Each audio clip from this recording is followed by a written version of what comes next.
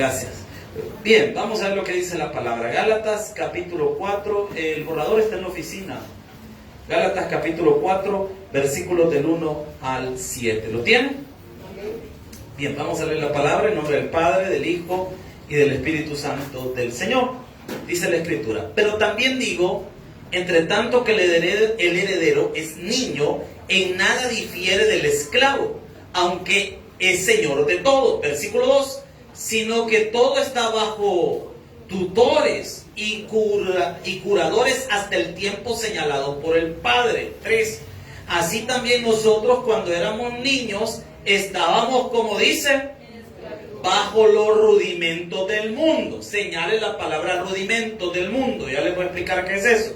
Pero cuando vino el cumplimiento del tiempo, Dios envió a su Hijo nacido de mujer y nacido bajo la ley, para que redimiese a los que están bajo la ley, a fin de que recibiéramos la adopción de hijos. Y por cuanto sois hijos, Dios envió a vuestros corazones, ¿a quién dice? De su Hijo, el cual clama: Abba, Padre. Así que ya no eres esclavo, sino hijo, y si hijo, también heredero de Dios por medio de... Buen Dios y Padre que estás en los cielos, Señor amado, te agradecemos la oportunidad y el privilegio de estar en tu iglesia. Te suplicamos que seas tú, Señor, el que nos ayude, por quien podamos aprender, Señor, y que tú seas nuestro maestro. Gracias por el privilegio que nos das hoy, Señor, de estar en tu casa, en tu iglesia. Gracias por la palabra, Señor, que hoy vamos a recibir. Gracias por los hermanos que están presentes en la iglesia. Agradecemos por sus vidas, Señor, y te pido que todos seamos ministrados este día por tu palabra. En Cristo Jesús, amén y amén. Puede tomar su asiento. Bien, explico qué es lo que estamos estudiando. El tema de este sermón, si lo quieren notar, se llama Mi nueva vida en Cristo. Cuando nosotros recibimos al Señor como Señor y Salvador personal, cuando nos evangelizaron, cuando nos hablaron de la palabra, a veces los hermanos evangelistas cometen un pequeño error, y es que no le damos un seguimiento. Diga conmigo la palabra seguimiento. Seguimiento. ¿Y qué es un seguimiento? Gracias, hermano. Gracias. ¿Y qué es un seguimiento? Un seguimiento es cuando tratamos de darle una especie como de discipulado a esa persona. Cuando tratamos de enseñarle los principios básicos del Evangelio. Cuando alguien recibe a Cristo, si es un evangelismo en la calle, decimos, reciba a Cristo como Señor y Salvador personal. La persona viene y dice, sí, yo quiero recibirlo. Lo recibe, y ahora viene el punto. Después de eso, ¿y ahora qué hago? Porque ya recibí a Cristo, ya lo tengo en mi corazón. Jesús es el Señor de mi vida. Pero ahora, ¿qué tengo que hacer? ¿Qué más tengo que hacer en mi vida? ¿Qué otras cosas el Señor quiere de mí? Porque ya le entregué mi corazón. ¿Y ahora qué quiere Dios? Hay muchas personas en el mundo que están justamente en ese punto. ¿Y ahora qué hago? Por ejemplo, cuando uno va a la universidad, se prepara, estudia, pero cuando terminan las clases, yo no sé si le pasó a usted, independientemente de lo que fuera que haya estudiado, o si fue bachillerato, o después de 9º grado, lo que sea, donde se haya quedado, después de salir de estudiar, uno se pregunta, vaya, ¿ahora qué? A mí me pasó, cuando yo me gradué, yo pensé que desde ahora la NASA me iba a dar trabajo. Porque yo dije, no, yo me gradué, ya estuvo, hoy sí. Hermano, y uno después se pregunta, bueno, ¿y ahora? ¿Y ahora qué tengo que hacer? ¿Y ahora qué hago? Bueno, cuando uno se gradúa del seminario de teología, después de que pasó las 40 materias, lo atormentaron algunos maestros y logró graduarse y todo lo habido y por haber. Y cuando sale, vaya, ¿y ahora? Fíjense que a mí me pasó al revés. Yo me gradué del seminario de teología, yo ya tenía una obra que estaba empezando a trabajar, y justo después que me gradué, se deshizo la iglesia. Y uno se queda, bueno, ¿y ahora qué hago? Muchos en la vida estamos justamente así. En la carta a los Gálatas del capítulo 4, versículo 1 al 7, el apóstol Pablo nos va a enseñar ¿qué debemos hacer en nuestra nueva vida en Cristo? Para poder entender cómo es esa nueva vida en Cristo, el apóstol Pablo va a utilizar una figura. ¿Y cuál es esa figura? La de un hijo adoptado. Y vea qué interesante lo que dice la palabra del Señor. Vea lo que dice, 4:1, ¿lo tiene? Vea lo que dice la palabra. Pero también digo, entre tanto que el heredero es niño, en nada diferencia del esclavo, aunque es señor de todo. Versículo 2, sino que está bajo tutores. Deténgase ahí. El apóstol Pablo va a utilizar algo muy común de la época. Los primeros en desarrollar, o de las primeras culturas en desarrollar la figura de la adopción, fueron los romanos. Y era muy común en el pueblo romano la figura exactamente de eso, de la adopción. ¿Cómo funcionaba la adopción? Es muy parecido a como ahora. Una familia necesita un bebé, van al gobierno, al Estado, le preguntan al Estado, señor Estado, necesitamos un bebé, usted de las personas que tiene bajo su cuidado, porque el tutor, yo no sé si usted lo sabía, el tutor de todos los niños en el estado de El Salvador, por lo menos aquí en El Salvador, no sé cómo será en otros países, pero el tutor de todos los niños en El Salvador es la Fiscalía General de la República. El señor fiscal, él es el que vela por todos los niños de El Salvador. Entonces, aquellos niños que no pueden estar en un hogar, el fiscal se encarga de llevarlos a lugares donde el Estado ha determinado para su cuidado y su desarrollo integral. ¿Me está siguiendo hasta ahorita? Entonces, cuando una pareja necesita un bebé y no puede por A o B motivo obtenerlo por la vía natural, entonces puede adoptar. ¿Y qué hace las personas que quieren adoptar? Van con el Estado, le preguntan al Estado, necesitamos un bebé, el Estado los analiza, si son personas que pueden formar una familia, si les dan el aval, entonces les entregan a un niño o a una niña. Este niño o esta niña va a tener los derechos de un hijo nacido en ese hogar. Todos los privilegios y todo lo de un hijo nacido. Y en la época romana no solo habían hijos que eran herederos, también habían esclavos que nacían en la familia, que eran hijos de los esclavos. Recuerde que anteriormente en el Imperio Romano y durante mucho tiempo en la humanidad estuvo la figura de los esclavos. Los esclavos no eran vistos como personas, ni considerados personas, sino que eran vistos como objetos y utensilios para una familia. Así se veían los esclavos. Pero en la ley romana encontramos un detalle muy interesante. Si el padre de familia lo quería, podía educar también a los hijos de los esclavos. Y vea qué interesante. Y esto, ¿por qué estoy explicando todo esto? Para poder entender lo que Pablo nos quiere decir aquí. Entonces, tenemos al hijo de la familia que lo han adoptado, y tenemos a una persona que nació de los esclavos. A ambos el padre de familia ha decidido enseñarles, ¿sí? Ha decidido enseñarles, y van a ir a la misma escuela, van a recibir la misma enseñanza, con una gran diferencia, que uno al graduarse sigue siendo esclavo y el otro es el señor o el amo de todo ese terreno. ¿Me está siguiendo? En este caso la analogía es bien simple. Vamos a explicarlo y vamos a poner el nombre a los personajes. El padre de familia que ha decidido adoptar un niño y que ha decidido darle clase o permitir que los hijos de los esclavos se formen, es Dios. Es Dios. Es el Señor. Pero aquí viene la diferencia. Estos esclavos que están en la casa del Señor no son esclavos de Dios, sino que son esclavos del pecado. ¿Me está siguiendo? Y están los que hemos sido adoptados por la sangre de nuestro Señor Jesucristo. Dios va a utilizar los mismos tutores para enseñarle a los que son sus hijos por haber recibido a Cristo como Señor y Salvador personal, como también los que no son sus hijos. Porque en el mundo no todas las personas son hijos de Dios. ¿Me está siguiendo hasta ahorita, iglesia? No todos son hijos de Dios. Ay, hermano, si todos somos hermanos e hijos de Dios. La palabra de Dios enseña otra cosa, hermano. Solo los que han recibido a Cristo como Señor y Salvador personal son hijos de Dios. Si tú nunca has abierto la puerta de tu corazón a Cristo, pues no eres hijo, hermano. Pero Jesús puede entrar a tu corazón si tú se lo abres este día.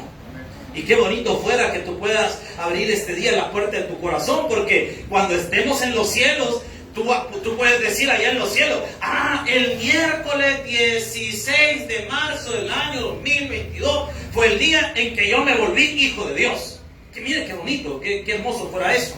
Ahora, vean lo que dice la palabra. Dice: sino que está bajo tutores y curadores. ¿Quiénes son esos tutores que Dios escogió para ayudar a sus hijos y también para los que no son sus hijos puedan algún día convertirse en sus hijos? El Señor tiene dos tutores. El primero de estos tutores, póngalo ahí, 2 puntos, 2 tutores. Tutor 1, la ley de Dios. El primero de los tutores que el Señor ha formado para formar a los que son sus hijos, como también para ayudar a los que no son sus hijos, para que algún día se conviertan en sus hijos, es la ley de Dios. Romanos capítulo 7, versículo 12. Romanos 7, 12. No pierda Gálatas, porque ese es nuestro texto base. Romanos 7, 12. ¿Lo tiene, iglesia? Romanos 7, 12, búsquelo. Anótelo por ahí y yo se lo voy a leer. Romanos 7, 12. De manera que la ley, hablando de la ley de Dios, a la verdad es, como dice, y el mandamiento santo, justo y vale. La ley de Dios, como tal, la ley del Señor, tiene las siguientes características. Esto es muy bueno que usted lo vea. La ley de Dios, que dice que es santa, ¿qué más dice? Justa, ¿y qué más? Buena. O sea que la ley de Dios, todos los mandamientos que el Señor dejó son santos, justos y buenos. Ahora, ¿cuáles son esos mandamientos? Los mandamientos de Dios inician en Éxodo capítulo 20 y llegan hasta Deuteronomio. ¿Cuál es el último capítulo de Deuteronomio? Ay, hermano, ya les dije que les voy a hacer examen. Deuteronomio, ¿hasta cuánto llega? ¿Hasta cuánto? 34, gracias. Entre Éxodo 20 y Deuteronomio 34 hay 613 mandamientos. Hay 613 mandamientos. De los 613 hay 2 tipos de mandamientos. Están las leyes ceremoniales o rituales y están las leyes morales. De Éxodo 20 para aquí atrás, es decir, aquí me voy a agarrar este pedazo, de Génesis 1 hasta Éxodo 20, a esta parte de la Torá, de la ley de Moisés, se le conoce como la parte narrativa. Amén. Entonces, de Génesis 1 a Éxodo 20, ¿cómo se llama esa parte? Narrativa. De Éxodo 20 a Deuteronomio 34 tenemos 613 mandamientos. De esos 613 mandamientos vemos leyes ceremoniales y leyes morales. Esto es importante que lo tengamos claro. Dios utiliza las leyes ceremoniales para enseñarnos o tipificarnos cómo sería la vida y el ministerio de Jesús. ¿Para qué servían todos esos sacrificios y todas esas fiestas que se realizaban en el Antiguo Testamento? Simbolizaban lo que Jesús iba a hacer en el Nuevo Testamento. ¿Quiere que se lo pruebe bíblicamente? Romanos capítulo 10, versículo 4. Romanos 10, 4. Romanos 10:4. ¿Está pendiente, iglesia? Romanos 10:4. Vea lo que dice la palabra del Señor. Recuerden que estamos en estudio bíblico y hemos venido a aprender de Dios. Romanos 10:4. Vea lo que dice la palabra. Porque el fin de la ley, ¿qué es?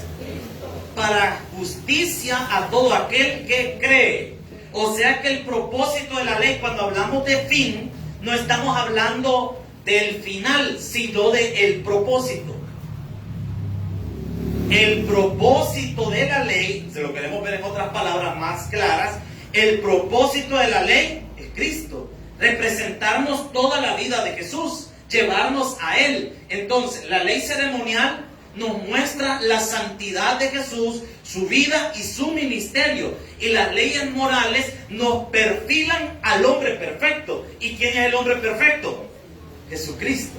Entonces, toda la ley es santa, justa y buena, porque ¿a quién está representando? A Jesucristo. Amén.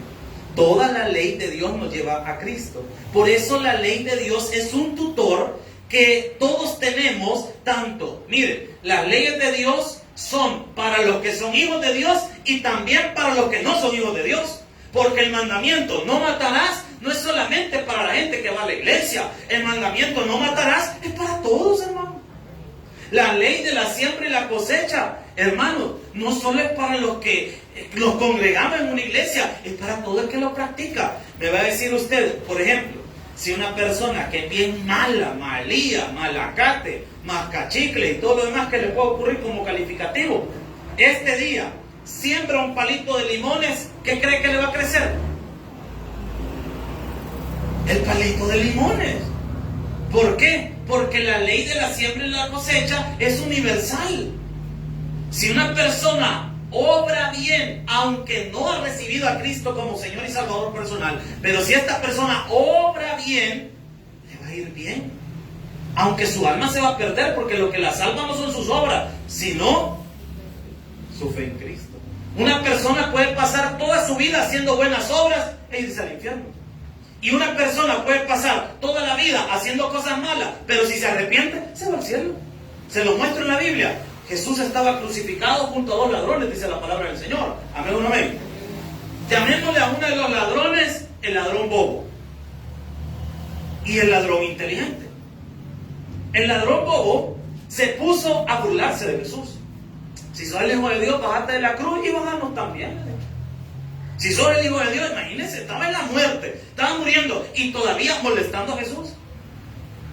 Y está el otro del otro lado, que el otro fue más inteligente y le dijo estas palabras: Señor, acuérdate de mí cuando vengas en tu reino. Imagínense qué tremendo. Vean, desglosemos esa palabra que le dijo este hombre. Señor, la palabra Señor no es como lo usamos ahora. En la antigüedad se usaba solo para referirse a Dios. La palabra en griego es kurios, que quiere decir amo, dueño de todo. ¿Qué está diciendo este hombre clavado en la cruz al lado de Jesús? Tú eres Dios. Por eso le dijo, Señor. Y vea qué interesante, mire la petición que le hace: acuérdate de mí cuando vengas en tu reino. O sea, ¿qué está diciendo este hombre? Este hombre que está muriendo al lado de Jesús está declarando de que Jesús va a resucitar. Y oye, qué tremendo, qué declaración de fe la de este hombre. Y Jesús, ¿qué le dice? Una de las declaraciones más hermosas de la Biblia: de cierto te digo, que hoy, no mañana, no pasado, que hoy estarás conmigo. ¿A dónde? En el paraíso. ¿Se aplauso para Dios? Miren qué precioso es. Miren qué hermoso es. ¿Qué obra buena hizo ese hombre clavado en la cruz? Nada. Hablo del ladrón que estaba a la parte de Jesús. ¿Qué obra buena había hecho en su vida si lo estaban matando por ser un ladrón? Por ser una persona mala. Pero en su lecho de muerte, este hombre reconoce a Jesús como su Señor y Salvador personal. Y Cristo lo salva. Porque Jesús, su obra, la de Él, la de Cristo, es la que vale y la que nos da la salvación, ¿no? La obra de Jesús. Es que esto no es... Y entonces diría alguien, entonces ¿para qué nos vamos a portar bien? Portémonos mal si de todas maneras ya recibimos a Jesús, diría alguien. Pues quiero decirle algo. Cuando usted recibe a Cristo, recibe una nueva naturaleza. Las cosas viejas pasaron, dice la palabra, y aquí todas son hechas. significa que, voy a explicar esto. Si tenemos una vaca, ¿han visto ustedes las vacas? ¿O solo las hemos comido? ¿Qué comen las vacas? Pasto, monte. Eso no come una vaca. ¿Qué cree usted que preferiría una vaca?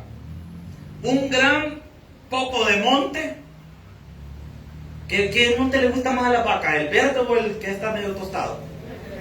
El verde, hay un montón de monte verde recién cortado. O, mira esta vaca medio caníbal, o una hamburguesa de carne, de res, de doble carne, con queso, ya me dio hambre, con queso, con tocino y hongos y una salsita así encima y un montón de papitas. ¿Qué cree usted que preferiría la vaca? El monte, ¿sí o no? ¿Por qué? Porque su naturaleza le hace que a ella le guste el monte. Si a usted le dieran a escoger entre servirle una platada de monte y una hamburguesa, ¿qué preferiría usted? Hamburguesa, hermano. Mire, con que hay gente que come hamburguesa con tortilla. ¿Usted qué es eso? Hay gente que para llenarse dicen, no, hombre, hermano, no haga eso, hombre. Sin la hamburguesa ya tú. Pero hay gente que le hace eso, le quita el pan. Yo prefiero la tortilla y apelmazan el montón de volados y se lo comen. Pero es cuestión de cada quien y que lo ocurre de cada quien, ¿verdad? Entonces, a lo que voy es esto. ¿Por qué el ser humano prefiere la hamburguesa y no el terrón de monte?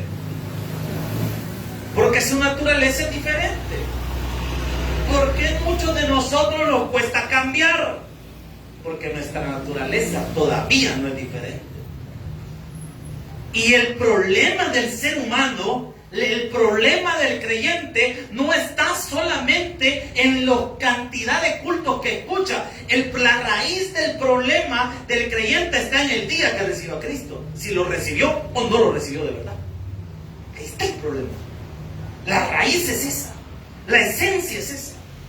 La pregunta en este día sería si usted realmente ha recibido a Jesús como Señor y Salvador personal.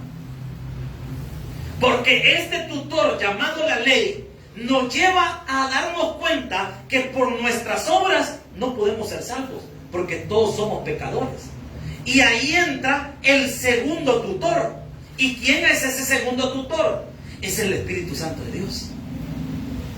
Jesús dijo que Él se iba de este mundo, pero enviaría otro consolador. Y dice la palabra de Dios que ese otro consolador es el Espíritu Santo. Y el Espíritu Santo nos recordará, dice la Biblia, todas las palabras de Jesús. Y el Espíritu Santo tiene una función. Él es el que nos ayuda a entender nuestro pecado, nos habla del juicio de Dios y nos convence de salvación. El Espíritu Santo de Dios. Muchos de nosotros cometemos el error que nosotros queremos convencer a la gente. Usted y yo no convencemos a nadie. El que convence es el Espíritu Santo de Dios. Él es el que convence. Cuando tú salgas a ganar almas, tu oración debería de ser: Espíritu Santo, convence a las personas de su pecaminosidad y de la necesidad de recibirte como Señor y Salvador personal. Porque es el Espíritu Santo el que va a hablar a través de usted. Muchos de nosotros, cuando nosotros predicamos, de repente hablamos cosas que no están en el programa o en el mensaje, porque es el Espíritu Santo que está hablando a través de la persona que está ahí. No es el pastor, no es la obra del pastor, es la presencia y la autoridad y el poder del Espíritu Santo el que cambia la vida de las personas. Ese es el segundo tutor. ¿Cómo lo vemos en la Biblia? Segunda carta a los Corintios, capítulo 3, versículos 15 al 17. Segunda carta a los Corintios, capítulo 3, versículos 15 al 17. Segunda carta a los Corintios, capítulo 3, versículos del 15 al 17. ¿Lo tiene, iglesia? Vean lo que dice la palabra, 3:15 de 2 Corintios. Y aún hasta el día de hoy, cuando se lee a Moisés, el velo está puesto sobre la cabeza de ellos. ¿De quiénes? De los que no han nacido de nuevo. Cuando una persona que no ha nacido de nuevo lee la Biblia de manera religiosa, no esperando que la palabra lo transforme, sino por religiosidad, esta persona está con una venda en sus ojos. No entiende lo que está leyendo. No, ¿cómo no lo voy a entender? Si es que habla que hay que ser buenas personas, la palabra de Dios habla que hay que ser buena gente. ¿No has entendido el mensaje? Porque la Biblia no te habla de ser buena gente. La Biblia te habla de salvación y de vida eterna. Entonces diría alguien, ¿y entonces por qué hay que portarse bien? Si el portarse bien no le ayuda a salvarse. Es que la nueva naturaleza que tenemos en Cristo nos empuja a hacer buenas obras. No hacemos obras para salvarnos, hacemos obras porque ya somos salvos. Amén. Ya lo voy a llevar a otro versículo. Si me olvida es Efesios capítulo 2, versículo 20-21. Ahí anótelo, porque si me olvida, porque a veces me va el avión, hermano, y de repente estoy como aquel programa del avión, me le va uno, ¿verdad? A veces. Pero ve lo que dice la palabra. Quiero terminar de desarrollar esto. Versículo 16, 3:16. Pero cuando se conviertan, ojo con esto, al Señor, el velo les será quitado. Van a entender lo que está en la Biblia. Porque muchos de nosotros discutimos a veces con personas en la calle cuando no podemos estar discutiendo con ellos. ¿Por qué? Porque ellos tienen un velo que no les permite discernir entre lo que están haciendo. Usted les puede explicar, hermano, tienes que congregarte, hermano, tienes que buscar de Dios, hermano, tienes que cantar alabanza, hermano, tienes que comprarte una Biblia, hermano, tienes que asistir a una iglesia. Pero esta persona no le va a entender esa necesidad porque tiene un velo en sus ojos. No le permite ver. Por eso es que nuestra plática con las personas que no conocen a Jesús no debe ser acerca del diezmo y la ofrenda. ¿Por qué? Porque no lo van a entender. Y vos vas a la iglesia a dejar tu 10% de tu pisto. ¡No, hombre, vos! Pues sí, pero usted no le dice nada a él, que él lo va a dejar a la constancia. Pero bueno, en fin, a otro punto. ¿Qué quiero decirle con esto? No le va a entender.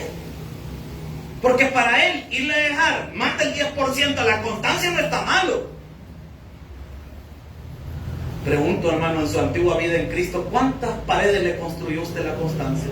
No, hombre, hermano, yo levanté un hangar. No, yo levanté. Pues sí. Hermano, su tema, cuando usted está hablando con una persona que no ha nacido de nuevo, no debe ser de la importancia de congregarse. Debe ser la importancia de recibir a Cristo como Señor y Salvador personal. Porque cuando esta persona reciba a Cristo, entonces todo lo demás lo va a poder entender. Porque el velo le será quitado. Así que deje de discutir con las personas en la calle.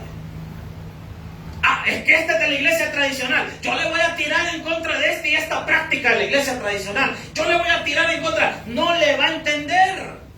¿Por qué? Porque tiene un velo. Para él o para ella, todas las cosas que pasan en esa denominación van a estar bien. ¿Por qué? Porque tiene un velo. No pongamos a discutir de esos temas triviales. Lo que usted tiene que hablar, el centro de su mensaje es salvación y vida eterna. No hay nada más. Cuando tú evangelizas a alguien, no puedes ponerte a discutir de otras cosas. Tienes que centrarte tu mensaje en una sola cosa: Cristo salva. Nada más. Porque lo demás lo va a entender hasta que reciba a Jesús. Y ve lo que dice la palabra, versículo 17. Porque el Señor es el Espíritu, y donde está el Espíritu del Señor, ahí hay libertad. Entonces el Espíritu Santo es el segundo tutor, porque ese nos está enseñando y mostrando a Jesús. Ese también nos ayuda en el buen salvadoreño, ¿no? en el buen término de la palabra, perdón, no lo estoy diciendo a manera despectiva. Él es el Espíritu Santo el que nos ayuda a entender las grandes verdades de la palabra y a entender la necesidad de la salvación. Tú no puedes ir a ganar almas sin la ayuda del Espíritu Santo de Dios. Yo no me puedo parar en este púlpito y pretender enseñarle la palabra de Dios a usted sin la ayuda del Espíritu Santo de Dios. Tú no puedes pretender venir a cantarle al Señor sin la ayuda del Espíritu Santo de Dios. Todo lo que hace la iglesia gira alrededor del mover de la presencia del Espíritu Santo de Dios, hermano. Su presencia es necesaria. Sin su presencia no logramos hacer nada de esto. Y vea que hermano nos enseña la carta a los Gálatas. Voy avanzando porque el tiempo se me está yendo rápido. Vea lo que dice la palabra. Estamos en el versículo 2. Sino que está bajo tutores y curadores hasta el tiempo señalado por el Padre. Versículo 3. Así también nosotros, cuando éramos niños, estábamos en, ¿qué dice? En la esclavitud, bajo los rudimentos de ¿qué? ¿Cuáles son los rudimentos del mundo? Todos nosotros, antes que conociéramos a Jesús como Señor y Salvador personal, estábamos en alguno de los rudimentos del mundo. ¿Cuáles son los rudimentos del mundo? Rudimento número 1, las religiones. La religión. ¿Cuántos de nosotros fuimos bien religiosos antes de recibir a Jesús? Todo el año se portaba mal, pero la Semana Santa no había que escupir. No, hermano, porque no, es que yo me acuerdo que mi papá decían incluso, es que en esa semana dice la gente que Jesús anda caminando. O sea que Jesús solo una vez al año sale en una semana. Y esa semana no hay que hacer nada. Esa semana no hay que comer carne, solo pescado. Porque es lo que el Señor comía. ¿Quién le ha dicho a usted que no eso comía? Y peor, que para esa semana hace, ¿cómo se llama el pescado seco que le pone? Sí, relleno de pescado seco. Y para la semana, ¿y quién le ha dicho a usted que Jesús comía relleno de pescado seco, hermano? Con garbanzos del Dollar City, no tenga cuidado, hermano, son asesinos, ¿verdad? Hermano, qué tremendo. Y muchos de nosotros pensamos de esa manera porque estamos cegados por cualquier tipo de religión. Dejemos a un lado la religión tradicional. Muchos frecuentamos otro tipo de religiones. ¿Cuánta gente no se vio envuelta en ocultismo? En cuestiones de ese tipo, esotéricas. Allá andaba la hermana su billetillo enrollado en la cartera para que le fuera bien en la suerte. Le daba vuelta al santo para poder, ¿verdad? Ver si caía alguna en sus telarañas, ¿verdad? Sí. Y empezó a practicar cosas de ese tipo. Le encendía una velita no sé quién, le encendía una velita no sé dónde, para el negocio. Tenía su muñequito en su volado. Y de repente le dijo allá a un señor en Izalco que tenía que poner una herradura en la puerta, que tenía que poner un no sé qué, que le tenía que tener un ojo de venado al niño. Y anda el bicho con la pita roja, todo ensatanado. Complicado esto. Complicado todo esto que le estoy diciendo. ¿Por qué? Estábamos en un rudimento. ¿Y cuál es el rudimento? Cegados por una religiosidad. Cuidado, porque muchos de nosotros estamos en una iglesia cristiana evangélica, estamos en una iglesia bautista y actuamos religiosamente. La religión es un rudimento.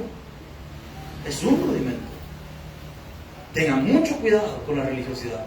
El segundo de los rudimentos, los cultos de misterio. ¿Cuáles son los cultos de misterio? Todas las actividades relacionadas al ocultismo, al satanismo. Los cultos de misterio. Hay muchos cultos de misterio. Y hay personas que practicaron estas cosas. Y andaban con sus actividades, queriendo hacer invocaciones y volados y todo, y meterse en ese rollo. Mucho cuidado. Los cultos de misterio. Ay, pastor, usted como ha venido ahora como que brujo, bebé. como que David Copperfield, ¿verdad? Es lo que saca un soconeo de ahí, ¿verdad? Muchas personas les llama la atención todos esos cultos de misterio. Toda esa cuestión, esas cuestiones esotéricas y todo ese mundo le llama a muchos la atención. Otro de los rudimentos en los que algunos caímos o cayeron fue en las filosofías. Y caímos en el mundo de las filosofías. Tuve una materia en la universidad que era, no me acuerdo cómo se llamaba, pero era de filosofía, principios generales de filosofía o solo filosofía, no me acuerdo cómo se llamaba. Y le daba un maestro que daba clases también en la Nacional. Mire, todos los catedráticos en la U llegaban bien trajeados y todo, con su corbata. Era el único que llegaba en pantalones jeans, con su colón aquí, barba.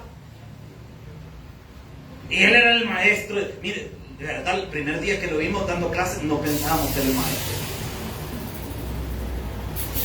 Y una vez pasé a exponer, y mire, así como le pasó a Pedro cuando quería negar a Jesús, tu hablar te delata, dijeron la gente. ¿Se recuerda la que quiso? Cuando Pedro le dijo que no era Galileo, ni que había seguido a Jesús, tu hablar te delata. Lo mismo me pasó a mí. Y yo empecé a exponer, y bueno, en esta hora vamos a hablar acerca de X tema, vamos a hablar de no sé qué. Y de repente el maestro me dice, Melgar, ¿verdad que usted es evangélico? Hermano, soy bautista. Es que usted habla como que si fuera pastor, me dijo.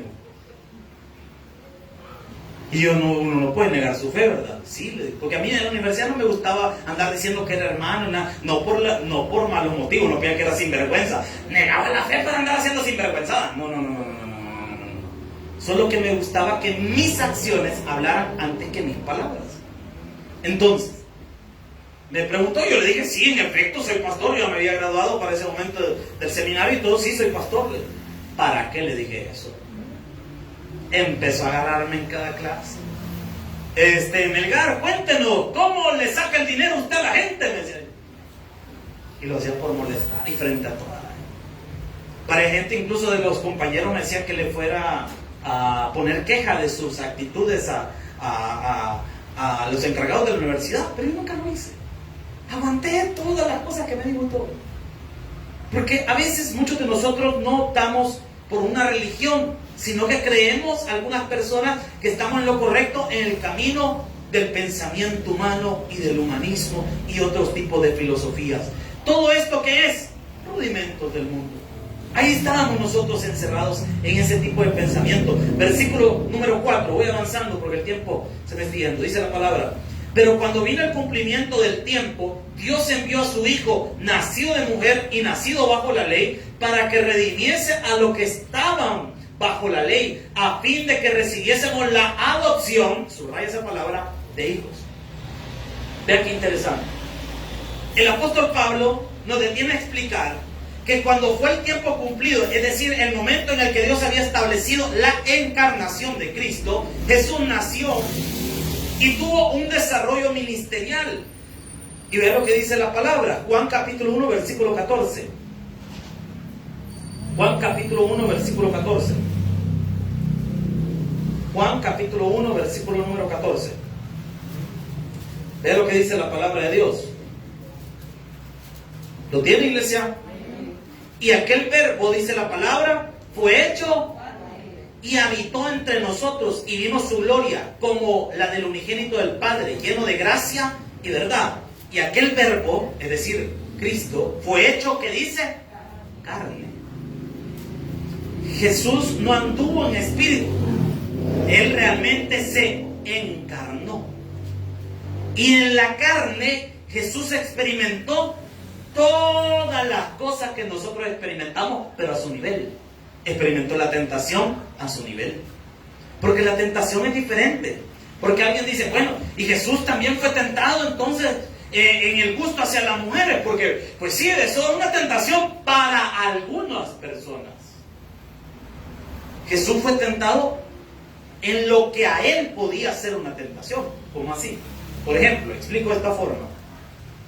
Usted me puede poner a mí, Byron Melgar, a mí, una cerveza aquí, helada,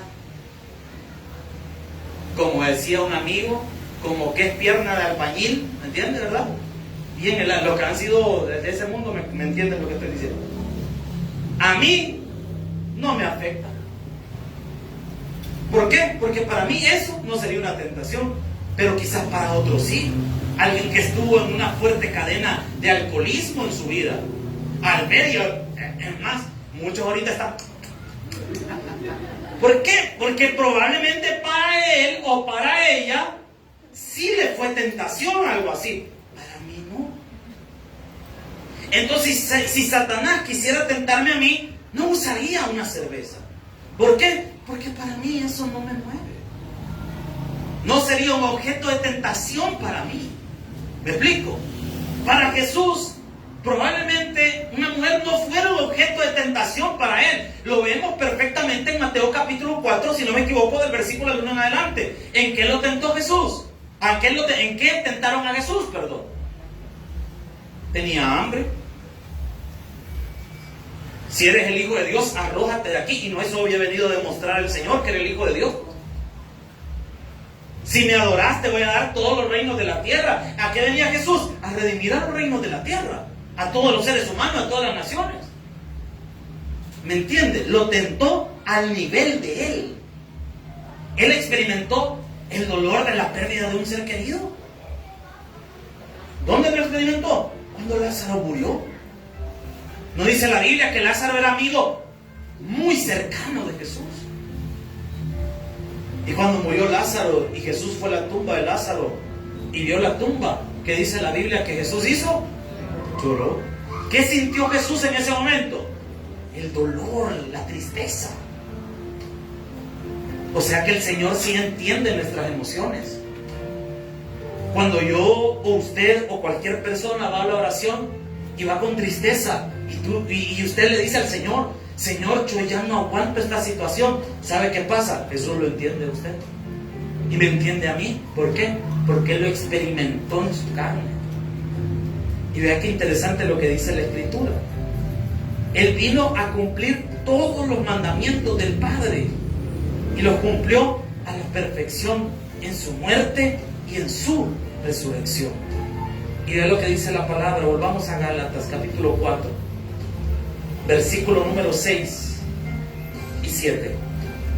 Dice la palabra: y por cuanto sois hijos.